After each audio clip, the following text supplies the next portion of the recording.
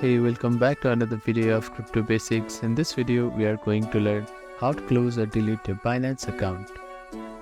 First of all, open up your preferred web browser and head over to Binance.com. Now, hover your mouse to your profile icon and go to Settings option. After that, scroll down to the bottom of this page and you will see a Delete Account option. After that, click on Delete button. Now, you will need to select a reason for your account deletion. If you choose other, you need to enter the description of the reason and click on Continue button. After that, click on Continue. Now, you need to click on Agree button and click on Delete Account button here. Here, you need to complete the following verifications. If you have enabled two-factor authentication, you need to enter the 6-digit authentication code in this field.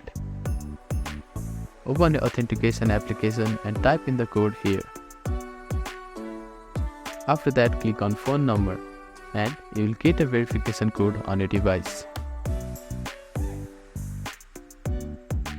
If you didn't got a code, click on Get Code link and the code will be resent to your device. After that, type in the 6-digit code here. And then your account will be deleted. So that is how you can close or delete your Binance account. Thank you for watching this video. Please do not forget to like, share and subscribe to our channel and comment down if you have any queries.